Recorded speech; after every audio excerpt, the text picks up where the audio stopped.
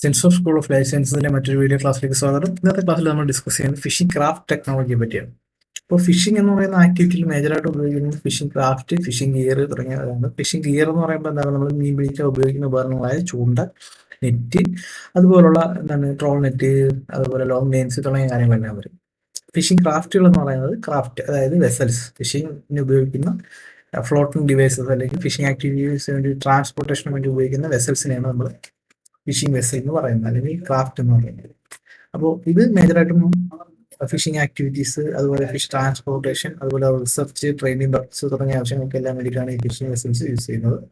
അപ്പോൾ അതിൽ ഫസ്റ്റ് നമ്മൾ കട്ടമരം എന്ന് പറയുന്നത്, കട്ടമരം എന്ന് പറയുന്ന ഒരു പ്രിമിറ്റീവ് ആയിട്ടുള്ള ഒരു ഒരു ഫിഷിംഗ് വെസലാണ്.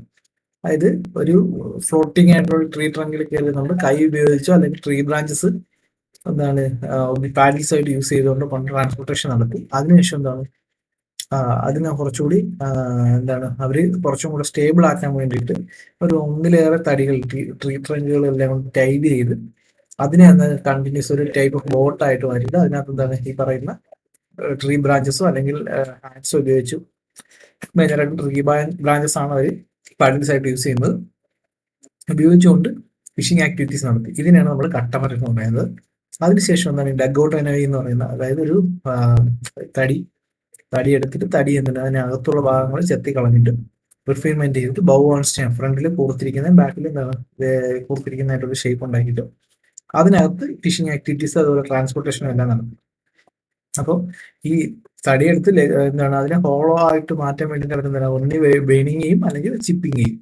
അകത്തുള്ള എന്തെങ്കിലും പ്രിമിറ്റീവ് ടൂൾസ് ഉപയോഗിച്ചുകൊണ്ട് തടി ചുരണ്ടി മാറ്റിയിട്ടാണ്. അങ്ങനെയാണ് ഈ ഡഗ് ഔട്ട് കനോയി എന്ന് പറയുന്ന സ്ട്രക്ചർ ഉണ്ടാക്കിയത്.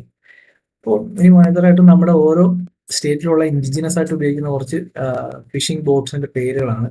അപ്പൊ ഇതിൽ പ്രധാനപ്പെട്ടതെന്ന് പറയുന്നത്, നമ്മുടെ പ്രധാനപ്പെട്ട പേരുകൾ എന്ന് പറയുന്നത് ഇത് ചോദിക്കാൻ സാധ്യതയുള്ള ക്വസ്റ്റ്യൻ ആണ്. അതായത് ഇന്ന ബോട്ട്, ഇപ്പോൾ ഹെലർ മച്ചുവ എന്ന് പറയുന്ന ബോട്ടുകൾ ഏത് കോസ്റ്റിലാണ് യൂസ് ചെയ്യുന്നത്? അതായത് ഹെലർ മച്ചുവ, അതുപോലെ പോർബന്ദർ മച്ചുവ, കാംബെ മച്ചുവ. ഇത് മച്ചുവ എന്ന് പറയുന്ന ഗ്രൂപ്പ് ഉപയോഗിക്കുന്ന മേജറായിട്ട് ഗുജറാത്ത് കോസ്റ്റ് ആണ് നമുക്ക് പറയാം. അതുപോലെ നവാലക്കി ഹോഡി, മലിയ ബോട്ട്, ഡഗ് കനോയി, ലുദിയ, മധവ ടൈപ്പ് വാഹനം, ഈ പറയുന്ന എല്ലാം ഗുജറാത്തിൽ ഫിഷിങ്ങിന് വേണ്ടി ഉപയോഗിക്കുന്ന ഇൻഡിജിനസ് ആയിട്ടുള്ള ഫിഷിംഗ് വെസൽസ് ആണ്. ഇനി അടുത്ത മഹാരാഷ്ട്ര കോസ്റ്റ് വരുമ്പോഴത്തേക്ക് അത് മച്ചുവ. ഇപ്പോൾ ഗുജറാത്ത്, മഹാരാഷ്ട്രയിലാണ് മച്ചുവ എന്ന് പറയുന്ന ബോട്ട് ടൈപ്പ് ഉപയോഗിക്കുന്നത്. സത്പതി ടൈപ്പ് ഗാൾ ബോട്ട്, ബെസൈൻ ബോട്ട്, വെർസവ ബോട്ട്, ഹോഡി അല്ലെങ്കിൽ തോണി എന്ന് പറയും, രത്നഗിരി മച്ചുവ, രംബാനി ബോട്ട്. രംബിനി അല്ല, രംബാനിയാണ്, സ്പെല്ലിംഗ് മിസ്റ്റേക്ക് ആണ്, സോറി. അപ്പോൾ രംബാനി ബോട്ട് എന്ന് പറയുന്ന ബോട്ട് അടക്കം ഈ ഫിഷിംഗ് ആക്ടിവിറ്റീസിന് വേണ്ടിയിട്ട് യൂസ് ചെയ്യുന്നുണ്ട്. അപ്പോൾ അടുത്തത് ഗോവ, കർണാടക, കേരള റീജിയനുള്ളതാണ്. അപ്പോൾ ഇവിടുത്തെ നമ്മൾ നോക്കുകയാണെങ്കിൽ മേജറായിട്ടും നമ്മളിവിടെ ഉപയോഗിക്കുന്ന, നമ്മുടെ കേരള കോസ്റ്റിലടക്കം ഉപയോഗിക്കുന്ന dug out, plank built canoe, raft, കട്ടമരം തുടങ്ങിയതൊക്കെയാണ്. കർണാടകയിലും ഈ രംബാനി ബോട്ട് നോർത്തേൺ കർണാടകയിൽ പോപ്പുലർ ആയിട്ടുള്ള ഇതാണ്. മഹാരാഷ്ട്രയായിട്ട് അടുത്ത് കിടക്കുന്ന രീതിയിൽ ഇത് ഫേമസ് ആയിട്ടുള്ളതാണ്. പിന്നെ അതുപോലെ ഡഗ് ഔട്ട് കനോയി സദേൺ കർണാടകയിൽ, നമ്മുടെ കേരളത്തിലും ഡഗ് ഔട്ട് കനോയി കൂടുതലായിട്ട് യൂസ് ചെയ്യുന്നുണ്ട്, അവിടെ യൂസ് ചെയ്യുന്നുണ്ട്. ഗോവയിലെ ട്രഡീഷണൽ ഫിഷിംഗ് ഡഗ് ഔട്ട് കനോയിസ് ആണ്. അതുപോലെ പ്ലാൻ ബിൽറ്റ് ആയിട്ടുള്ള സ്ട്രക്ചേഴ്സ് ആയിട്ടുള്ള ബോട്ടുകൾ ഉപയോഗിക്കുന്നുണ്ട്. ഇത് ലാർജ് ഔട്ടർ ഗേഴ്സ്. ഇതിനാണ് നമ്മൾ രംബാനി എന്ന് പറയുന്നത്. This is a rudimentary keel in the dug out. The size of boat is vary from 7 to 8 metre. 7 മുതൽ 8 മീറ്റർ വരെ നീളത്തിലുള്ള ഒരു ബോട്ടാണ്. ഇതിനകത്ത് ഡഗ് ഔട്ട്സിന്റെ കീൽ എന്ന് പറയുന്ന ഒരു റുഡിമെന്ററി ആയിട്ടുള്ള കീൽ സ്ട്രക്ചർ ഉണ്ടായിരിക്കും. അടിയിൽ മിഡ് പോർഷനിൽ, ഏറ്റവും ബേസിൽ മിഡ് പോർഷനിൽ വെസലിന്റെ എൻ്റെ ലെങ്തിൽ സ്പെഷ്യൽ ടൈപ്പ് ഇതിന് സ്റ്റെബിലിറ്റി മെയിൻറ്റെയിൻ ചെയ്യാൻ വേണ്ടി ഒരു സ്ട്രക്ചർ ഉണ്ടായിരിക്കും. അതായത് അതിനാണ് നമ്മൾ കീൽ എന്ന് പറയുന്നത്. അപ്പോൾ ഇതാണ് ഗോവ ഫിഷിംഗ്, കർണാടക, കേരള റീജിയൻ ഉള്ളത്. പിന്നെ തമിഴ്നാട്ടിൽ കനോയി അല്ലെങ്കിൽ വള്ളം എന്ന് പറയുന്നത് ടൂട്ടിക്കുറും ബോട്ട്, നമ്മുടെ നാട്ടിലെ വള്ളം തന്നെയാണ്. ദെൻ ഇലൈക്കരൽ boat, fishing canoe, then Adirampattinam fishing canoe. ഇങ്ങനെ കനോയി സാധാ ബോട്ടുകൾ തന്നെയാണ്. Then 3 masted plank built canoe, അതായത് 3 തടി വെച്ചുണ്ടാകുന്ന പ്ലാങ് ബിൽറ്റ് കനോയി. ദെൻ കള്ളതോണി, കട്ടമരം, പെരിയമരം, ഉരുക്കുമരം, കോലമരം, തുണ്ടിൽ മരം, ചിന്നാനമരം, മസൂല ബോട്ട്, ഇതെല്ലാം തമിഴ്നാട്ടിൽ ഉപയോഗിക്കുന്നത്. ഇതെല്ലാം കട്ടമരത്തിന്റെ പല ടൈപ്പുകളാണ് ഈ പറയുന്ന കട്ടമരം, പെരിയമരം, ഉരുക്കുമരം, കോലമരം, തുണ്ടിൽ മരം, ചിന്നാനമരം എന്നൊക്കെ പറയുന്നത്. മസൂല ബോട്ട് എന്ന് പറയുന്നത് കർണാടകയിൽ ഉപയോഗിക്കുന്ന പ്രത്യേകതരം ബോട്ടുകളാണ്. പിന്നെ ആന്ധ്രാപ്രദേശിൽ കട്ടമരവും മസൂല ബോട്ടും നവ എന്ന് പറയുന്ന 3 ടൈപ്പ് ബോട്ടുകൾ ഉപയോഗിക്കുന്നുണ്ട്. കട്ടമരത്തിന് ഇവിടെ തെപ്പലു എന്നാണ് പറയുന്നത്. ഒറീസ കോസ്റ്റിൽ ബൊട്ടാരി, കട്ടമരം, നവ, ബാർ ബോട്ട് എന്നിവ ഉപയോഗിക്കുന്നുണ്ട്. വെസ്റ്റ് ബംഗാളിൽ ബെച്ചാരി ബോട്ടും ചോട്ട് ബോട്ടും ഉപയോഗിക്കുന്നുണ്ട്. പിന്നെ ആൻഡമാൻ നിക്കോബാർ ഐലൻഡ്സിൽ ഡഗ് ബോട്ടും outrigger canoe, flat bottom, round bottom type ബോട്ടുകൾ ഉപയോഗിക്കുന്നുണ്ട്. ലക്ഷദ്വീപിൽ കത്തുഫാത്തി എന്ന് പറയുന്ന റാഫ്റ്റ്, പ്ലാൻബിൽറ്റ് ബോട്ട്, കാലുൾ തോണി എന്ന് പറയുന്നത്, പിന്നെ മസോഡി എന്ന് പറയുന്ന 3 ടൈപ്പ് ബോട്ടാണ് ഉപയോഗിക്കുന്നത്. അപ്പൊ ഇതൊക്കെയാണ് മേജർ ആയിട്ടുള്ള ഫിഷിംഗ് ആർട്ടിസാനൽ ആയിട്ടുള്ള ഫിഷിംഗ് വെസൽസ് എന്ന് പറയുന്നത്. ഇനി അടുത്തായിട്ട് നോക്കുന്നത് വെച്ച് കഴിഞ്ഞാൽ ഫിഷിംഗ് ക്രാഫ്റ്റിന് അതിന്റെ മൂവ്മെന്റ് ഉപയോഗിക്കുന്ന പവർ പ്രൊപ്പൽഷന് വേണ്ടി ഉപയോഗിക്കുന്ന എന്ത് പവറാണ് പറയുന്നത് ഫിഷിംഗ്. മാനുവൽ പവർ നമ്മൾ സാധാരണ പാഡിൽ ഉപയോഗിച്ച് തുഴഞ്ഞു പോകുന്നു, മാൻമെയ്ഡ് ഫോഴ്സ് കൊടുക്കുന്നു, അതിനാണ് മാനുവൽ പവർ എന്ന് പറയുന്നത്. ദെൻ വിങ് പവർ എന്ന് പറയുന്നത്, വിങ് അല്ല വിൻ പവർ എന്ന് പറയുന്നത്. വിൻ പവർ എന്ന് പറയുന്നത് എന്താണ്, നമ്മൾ പായ കെട്ടിയിട്ട് എന്താണ് കാറ്റ് ഉപയോഗിച്ചുകൊണ്ട് യൂസ് ചെയ്യുന്നതാണ്. Then mechanical power. Mechanical power എന്ന് പറയുന്നത് നമ്മുടെ ഡീസൽ എഞ്ചിൻ അല്ലെങ്കിൽ പെട്രോൾ എഞ്ചിൻ വെച്ചുള്ള മണ്ണെണ്ണയൊക്കെ ഉപയോഗിച്ചുള്ള എഞ്ചിൻസ് വെച്ചുള്ള പവറിനെയാണ് നമ്മൾ മെക്കാനിക്കൽ പവർ എന്ന് പറയുന്നത്. ഇപ്പോൾ മെക്കാനിക്കൽ പവറിന് കുറച്ച് അഡ്വാൻറ്റേജസ് ഉണ്ട്. ഹൈ സ്പീഡ് ആയിരിക്കും, shorter time to reach fishing ground. വളരെ പെട്ടെന്ന് തന്നെ സ്പീഡ് കൂടുതലായതിനെ കൊണ്ട് തന്നെ ഫിഷിംഗ് ഗ്രൗണ്ടിൽ വളരെ പെട്ടെന്ന് എത്താൻ പറ്റും. ടാങ്കിനകത്ത് നമുക്ക് പ്രിസർവേഷൻ ഫെസിലിറ്റീസ് എല്ലാം കൊടുക്കാൻ പറ്റും. സേഫ്റ്റിയും വർക്കിംഗ് എൻവയോൺമെന്റ് എല്ലാം വളരെ നല്ലതായിരിക്കും. അതുപോലെ ബൾക്ക് ക്യാച്ചിങ് കിട്ടാനുള്ള ചാൻസ് വളരെ കൂടുതലായിരിക്കും. കാരണം എന്താണ്, ഇതിന്റെ സ്പീഡ് കൂടുതലായിരിക്കും, വളരെ കുറഞ്ഞ സമയം കൊണ്ട് നമുക്ക് പിടിച്ചിട്ട് തിരിച്ചു വരാൻ പറ്റും, ഫിഷിംഗ് ഗ്രൗണ്ടിൽ എത്താൻ പറ്റും. അതെല്ലാം എന്താണ് മെക്കാനൈസ്ഡ് ക്രാഫ്റ്റിന്റെ ബെനിഫിറ്റ്സ് ആണ്. ദെൻ ഇതിന്റെ ഇൻഡിജിനസ് ക്രാഫ്റ്റുകളുടെ ലിമിറ്റേഷൻസ് ആണ്. നമുക്ക് ഒരുപാട് ഡീപ്പ് വാട്ടറിലേക്ക് പോകാൻ പറ്റത്തില്ല. ലാർജ് ക്വാണ്ടിറ്റി ഫിഷസിനെ നമുക്ക് ക്യാച്ച് ചെയ്യാൻ പറ്റത്തില്ല. ഫിഷിന്റെ ഡിമാൻഡ് മീറ്റ് ചെയ്യുന്ന രീതിയിൽ നമുക്ക് പിടിക്കാൻ പറ്റത്തില്ല. ഫിഷിന്റെ കോസ്റ്റ് അതുകൊണ്ട് തന്നെ ഇൻക്രീസ് ചെയ്യും. ഡിമാൻഡ് ചെയ്യുന്ന രീതിയിൽ ഫിഷിനെ പിടിക്കാൻ പറ്റാത്തതും ലാർജ് ക്വാണ്ടിറ്റി ഫിഷിനെ ക്യാച്ച് ചെയ്യാൻ പറ്റാത്തതും തന്നെ ഡിമാൻഡ് ഇൻക്രീസ് ചെയ്യും. അപ്പോൾ ഡിമാൻഡ് ഇൻക്രീസ് ചെയ്യുന്നിടത്ത് കോസ്റ്റും കൂടും. ദെൻ പ്രൊപ്പൽഷമായി വിൻഡ് ഓർ അതായത് കാറ്റ് ഉപയോഗിച്ചായിരിക്കും ഇതിന്റെ ലിമിറ്റഡ് മാക്സിമം ട്രാൻസ്പോർട്ടേഷൻ ഫോഴ്സ് എന്ന് പറയുന്നത്. അതുകൊണ്ട് തന്നെ സ്പീഡ് വളരെ ലെസ് ആയിരിക്കും, ക്യാരിങ് കപ്പാസിറ്റി വളരെ കുറവായിരിക്കും. നല്ല വെതർ കണ്ടീഷൻ ഉണ്ടെങ്കിൽ മാത്രമേ നമുക്ക് ഇത് ഓട്ടിക്കാൻ പറ്റൂ. കൊടുങ്കാറ്റ് അതുപോലെ പ്രശ്നങ്ങളുള്ളപ്പോൾ നമുക്ക് ഓട്ടിക്കാൻ പറ്റത്തില്ല, കാറ്റില്ലാത്തപ്പോൾ ഓട്ടിക്കാൻ പറ്റത്തില്ല. പ്രിസർവേഷൻ ഫെസിലിറ്റീസ് ഒന്നും ഉണ്ടായിരിക്കത്തില്ല. അതുപോലെ ഫിഷിങ്ങിന് പോകുന്ന ക്രൂസിൽ കുക്കിങ്ങിനോ സ്ലീപ്പിങ്ങിനോ പറ്റിയ ഫെസിലിറ്റീസ് ഒന്നും ഉണ്ടായിരിക്കത്തില്ല. ഫിഷിംഗ് ക്രാഫ്റ്റിന് പല രീതിയിലുള്ള ക്ലാസിഫിക്കേഷൻസ് ആണ്. മേജർ ആയിട്ട് അതിന്റെ ക്ലാസിഫിക്കേഷൻ എന്ന് വെച്ച് കഴിഞ്ഞാൽ ഡെപ്ത് ഓഫ് ഓപ്പറേഷൻ, അതായത് ഏത് ഡെപ്തിലാണ് അത് ഓപ്പറേഷൻ ചെയ്യുന്നത്. ഇൻഷോർ വെസൽസ് എന്ന് പറയുന്നത് 10 ഫാത്തം ഡെപ്തിൽ, എന്താണ് up to 10 fathom length, 10 fathom വരെയുള്ള ഡെപ്ത് ഉള്ള ഏരിയയിൽ യൂസ് ചെയ്യുന്ന വെസൽസിനാണ് ഇൻഷോർ വെസൽസ് എന്ന് പറയുന്നത്. നമ്മുടെ ഷോർ ലൈൻ റീജിയനിലെല്ലാം ഉപയോഗിക്കുന്നത് ഇൻഷോർ വെസൽസ് ആയിരിക്കും. അടുത്ത ഓഫ് ഷോർ വെസൽസ്, അതായത് 10 മുതൽ 40 ഫാത്തം വരെയുള്ള ഡെപ്ത് റേഞ്ചിൽ വർക്ക് ചെയ്യുന്നതായിരിക്കും ഓഫ് ഷോർ വെസൽസ് എന്ന് പറയുന്നത്. അത് കുറച്ചുകൂടെ ഉള്ളിലേക്ക് ഡീപ്പറായിട്ട് പോകുന്ന നമ്മുടെ എക്സ്ക്ലൂസീവ് എക്കോണോമിക് സോണിന്റെ പുറത്തേക്കൊക്കെ പോകുന്ന വെസൽസ് ആണ്. ഡീപ് സീ വെസൽസ് എന്ന് പറയുന്നത് 40 പാത്രത്തിനും താഴെയുള്ള തലങ്ങളിൽ ഫിഷിങ്ങിന് പോകുന്നതാണ്. ഇത് ഒരുപാട് ഡീപ്പ് ഫിഷിങ് ചെയ്യുന്ന വെസൽസ് ആണ് ഈ ഡീപ് സീ വെസൽസ് എന്ന് പറയുന്നത്. അടുത്തത് classification based on the size of the vessel and duration of voyage. അപ്പോൾ എത്ര സമയം പോകുന്നു, എത്ര ഫിഷിന്റെ ഇതിന്റെ സൈസ് എത്രയാണെന്ന് തുടങ്ങിയതിന്റെ ബേസിലാണ്. നിയർ വാട്ടർ വെസൽസ് എന്ന് പറയും. 12 മീറ്റർ വരെ ഡെയിലി ട്രിപ്പ് പോകുന്നു, 12 മീറ്റർ വരെ ഉള്ളിലേക്ക് പോകുന്ന വെസൽസിന്റെ ലെങ്ത് 12 മീറ്റർ വരെ ഉള്ളതും, എന്നാൽ ഡെയിലി ട്രിപ്പിന് പോകുന്നതും ഒരു ദിവസത്തിൽ കൂടുതൽ ഇതിന് പോകാത്തതായ ഇതിനെയാണ് നമ്മൾ നിയർ വാട്ടർ വെസൽസ് എന്ന് പറയുന്നത്. പിന്നെ മിഡിൽ വാട്ടർ, ഇത് ഏകദേശം 12 മുതൽ 30 വരെ മീറ്റർ നീളം ഉണ്ടായിരിക്കും. ഇത് ഏകദേശം 7 ദിവസം വരെയൊക്കെ ഫിഷിങ്ങിന് പോകാറുണ്ട്, പക്ഷെ 25 ദിവസത്തിൽ കൂടുതൽ പോകാറില്ല. ഡിസ്റ്റന്റ് വാട്ടർ വെസൽസ് എന്ന് വെച്ചാൽ ഡീപ് സീ വെസൽസ് ഒക്കെ ആയിരിക്കും. ഇത് ഏകദേശം 30 മീറ്റർ കൂടുതലായിരിക്കും ഇതിന്റെ ലെങ്ത്. ഇത് എന്താണ് 25 ദിവസത്തിൽ കൂടുതലൊക്കെ ഫിഷിംഗ് ആക്ടിവിറ്റീസ് ചെയ്തിട്ട് സ്റ്റേ ചെയ്ത് തന്നെയായിരിക്കും അതിനകത്ത് അതിലെ ക്രൂ മെമ്പേഴ്സും ഫിഷർമാന്മാരും ഒക്കെ സ്റ്റേ ചെയ്യുന്നത്. ദെൻ കൺസ്ട്രക്ഷൻ ഓഫ് ഹള്ളിന്റെ കൺസ്ട്രക്ഷൻ എന്ത് വെച്ചാണെന്നുള്ളത് വെച്ചുകൊണ്ട് decked boat, half decked boat, open boat എന്ന് പറയാം. ഹള്ളിന്റെ സ്ട്രക്ചർ എങ്ങനെ കൺസ്ട്രക്ട് ചെയ്യുന്നുള്ളത്, ഡെക്കുള്ള ബോട്ട്, അല്ലെങ്കിൽ പകുതി ഡെക്കുള്ള ബോട്ട്, അതുപോലെ ഓപ്പൺ ബോട്ട്, ഡെക്ക് ഇല്ലാത്ത ബോട്ട് എന്നുള്ളത് 3ആയിട്ട് കൺസ്ട്രക്ട് ചെയ്തിട്ടുണ്ട്. പിന്നെ ഇത് ഉപയോഗിക്കുന്ന ഏത് മെറ്റീരിയൽ ഉപയോഗിച്ചാണ് കൺസ്ട്രക്ട് ചെയ്യുന്നതനുസരിച്ച് wooden boat, steel boat, fibre glass reinforced boat, ferro cement, aluminium composite തുടങ്ങിയ രീതിയിൽ ക്ലാസ് ചെയ്തിട്ടുണ്ട്. ദെൻ ഇതിനകത്ത് ഗ്രോസ് രജിസ്റ്റേർഡ് ടണ്ണേജ്, എത്ര വെയിറ്റ് വരെ ഇതിനകത്ത് കൊള്ളാം എന്നുള്ളത് വെച്ചുകൊണ്ട് ഇതിന്റെ വെയിറ്റ് എത്രയാണെന്നുള്ളത് 1 to 25 GRT. GRT എന്ന് പറയുന്നത് ഗ്രോസ് രജിസ്റ്റേർഡ് ടണ്ണേജ് എന്ന് പറയുന്നത് 1 മുതൽ 25 വരെയുള്ള ഒരു ഗ്രൂപ്പ്, 26 മുതൽ 50 വരെയുള്ള അടുത്തത്, 51 മുതൽ 100, 101 മുതൽ 250, 250 മുതൽ 500, 501 മുതൽ 1000 വരെ പല രീതിയിലുള്ള ഗ്രോസ് രജിസ്റ്റേർഡ് ടണ്ണേജുള്ള ബോട്ടുകളായി തിരിച്ചിട്ടുണ്ട്. അടുത്തെന്ന് പറയുന്നത് ഏരിയ ഓഫ് ഓപ്പറേഷൻ, ഇത് എവിടെ ഓപ്പറേറ്റ് ചെയ്യുന്നു എന്നുള്ളതാണ്. ഓപ്പൺ സീയിൽ ഓപ്പറേറ്റ് ചെയ്യുന്ന വെസൽസിനെയാണ് ലാർജ് വെസൽസ് എന്ന് പറയുന്നത്. എക്സ്ക്ലൂസീവ് എക്കണോമിക് സോണിനുള്ളിൽ ഓപ്പറേറ്റ് ചെയ്യുന്നതാണ് നമ്മൾ ബീഡിംഗ് വെസൽസ് എന്ന് പറയുന്നത്.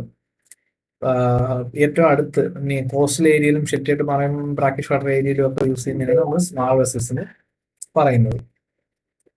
So based on their function നമ്മൾ എന്താണ് ഏത് ടൈപ്പ് ഫിഷിംഗ് ആണ് യൂസ് ചെയ്യുന്നത് എന്നുള്ള ബേസിൽ നമ്മൾ എന്ത് ചെയ്തിട്ട് നമ്മൾ ട്രോളർ, അതായത് ട്രോൾ നെറ്റ് ഉപയോഗിക്കുന്നതാണ് ഉപയോഗിക്കുന്നത്. ട്രോളർ തന്നെ പല രീതിയിലുണ്ട്.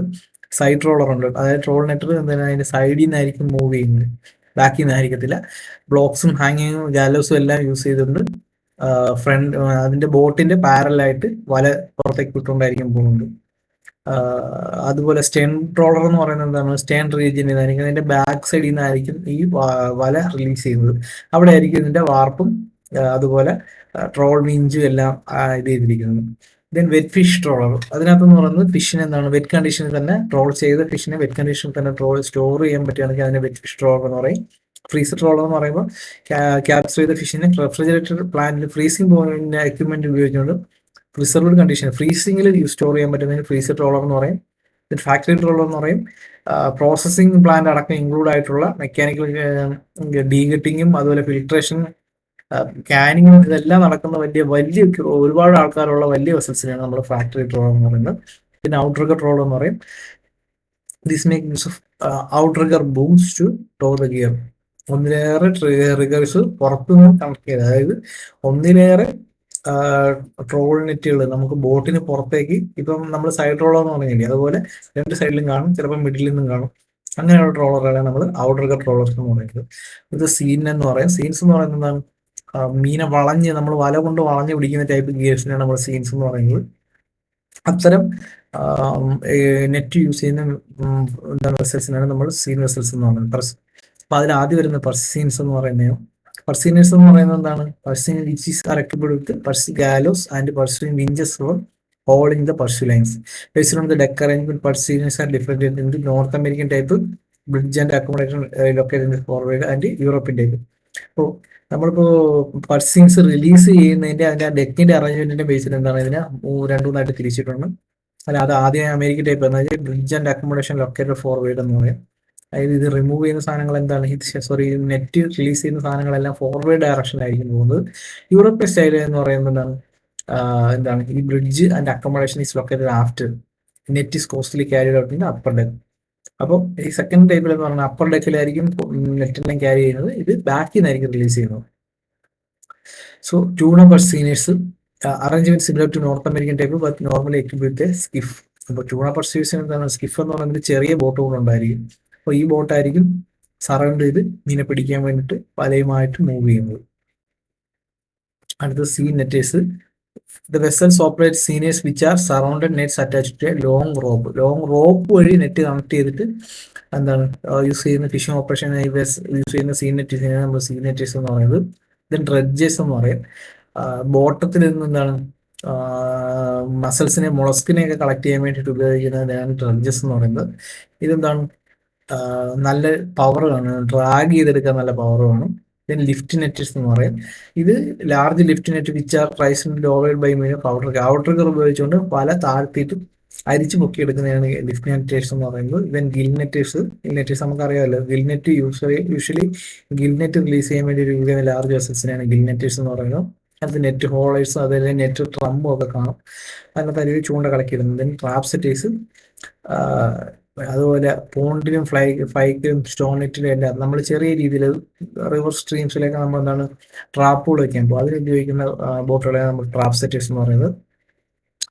Then port vessels. These are the ports for the set of ports for catching lobster, crab, crayfish and other similar species. അപ്പോൾ ലോബ്സ്റ്ററിനെയും ക്രാബിനെയും ക്രേഫിഷിനെയൊക്കെ പിടിക്കാൻ വേണ്ടിയിട്ട് കുടം പോലുള്ള സ്ട്രക്ചേഴ്സ് ക്യാച്ചിങ് ഡിവൈസസ് വയ്ക്കും, അതിന് പോർട്ട് വെസൽസ് എന്ന് പറയും. ലൈനേഴ്സ് നമുക്ക് ഹുക്ക് ആൻഡ് ലൈൻസിന് വേണ്ടിയിട്ട് ബെയ്റ്റ് വിത്ത് ബെയ്റ്റും ഓർ വിത്തൗട്ട് ബെയ്റ്റും, ബെയ്റ്റ് ലൂറോ ഒന്നും ഉപയോഗിക്കാതെയും ബെയ്റ്റും ലൂറോ ഒക്കെ ഉപയോഗിച്ചുകൊണ്ട് എന്താണ് ഹുക്ക് ഫിഷിംഗ് വേണ്ടി ഉപയോഗിക്കുന്ന ലൈനേഴ്സ് ഉണ്ട്. അത് hand liners, long liners, tuna long line എന്ന് പറയുന്ന 3 ടൈപ്പ് ഉണ്ട്. ഹാൻഡ് ലൈനേഴ്സ് എന്ന് പറയുന്നത് സ്മാൾ ബോട്ട്സിലായിരിക്കും. ഗിയർ ഹാൻഡ്ലിങ്ങിന് വേണ്ടി സ്പെഷ്യൽ ഫീച്ചേഴ്സ് ഒന്നും ഉണ്ടായില്ല. നമ്മൾ കരയൊന്ന് ചൂണ്ടയിടുന്ന പോലെ തന്നെ ലോങ് ലൈൻ നമ്മൾ ഹാൻഡ് വെച്ച് ചൂണ്ടയിടുന്നു, മീൻ പിടിക്കുന്നു. ലോങ് ലൈനേഴ്സ് എന്ന് പറയുന്നത് എന്താണ്, ഇതിന്റെ എന്താണ് ലെങ്ത്, വെസൽസിന്റെ ലെങ്ത് എന്തായിരിക്കും, വേരി ചെയ്തുകൊണ്ടിരിക്കും.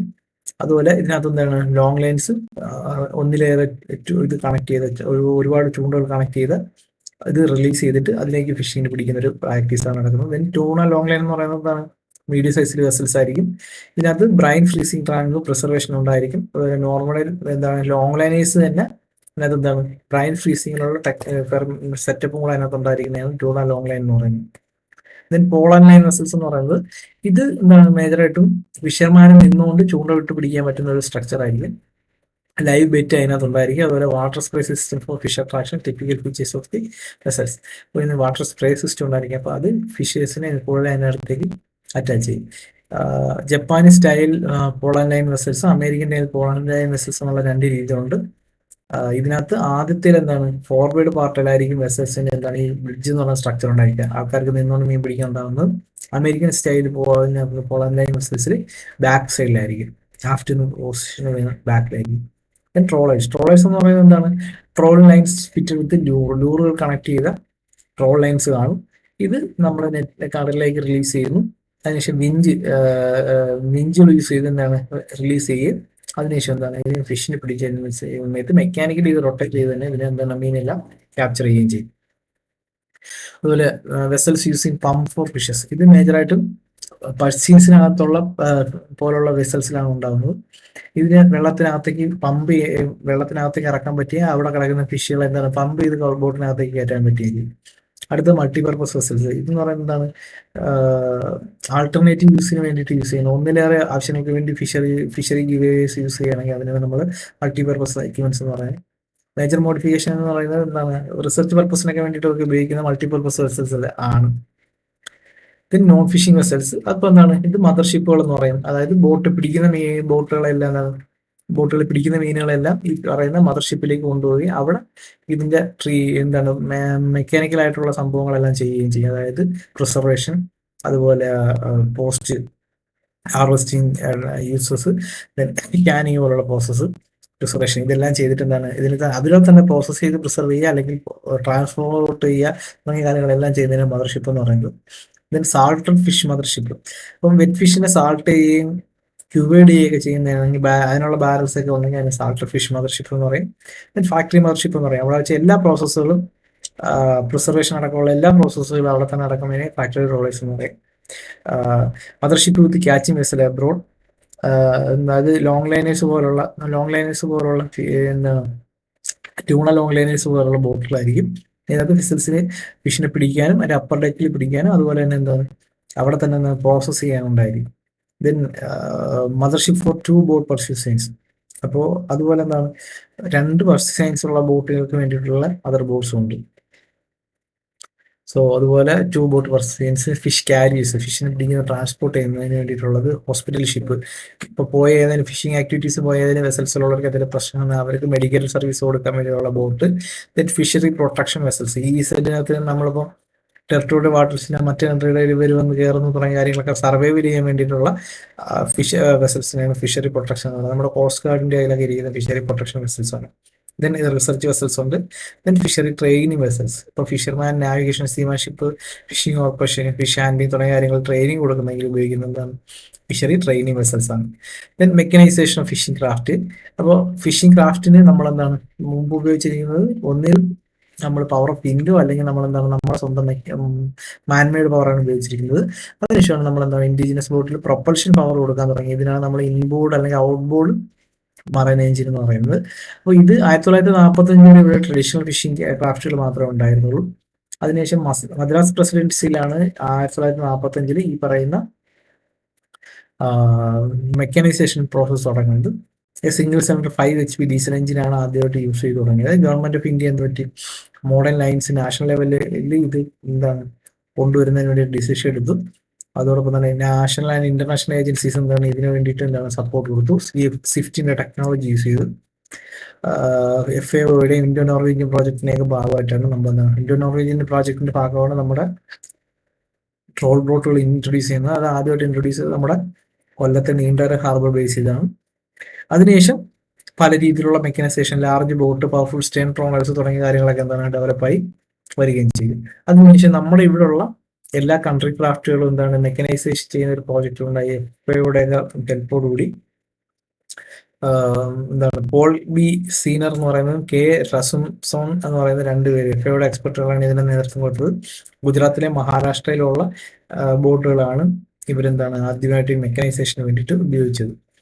അല്ലെങ്കിൽ ലോദിയസ് മച്ചുവാസ് എന്നൊക്കെ നമ്മൾ പറഞ്ഞല്ലോ, അത് വെർസോവ സത്പതി ബോട്ട്, തൂട്ടിക്കുറിൻ കോസ്റ്റ്, കാക്കിനാട നവാസ് ആന്ധ്രാപ്രദേശിൽ, ബച്ചാരി ബോട്ടിൻ വെസ്റ്റ് ബംഗാൾ തുടങ്ങിയൊക്കെയാണ് അവർ ആദ്യം ഇത് ചെയ്തത്. 1969 ഏകദേശം 3000 ഇൻഡിജിനസ് ബോട്ടിനെ അവരെന്ത് ചെയ്തു, മെക്കനൈസ്ഡ് ബോട്ടുകളാക്കി മാറ്റി. അപ്പോൾ ഇതൊക്കെയാണ് മേജറായിട്ടും ബേസിക് ആയിട്ടുള്ള ഫിഷിംഗ് ക്രാഫ്റ്റുകളെ പറ്റി പറയാനുള്ള ഒരു എന്താണ് പറയാനുള്ളത്. ഇനി നമുക്ക് ഇതിന്റെ ഡീറ്റെയിൽ ആയിട്ടുള്ള ക്ലാസ് നമുക്ക് അടുത്ത ക്ലാസ്സിൽ നോക്കാം.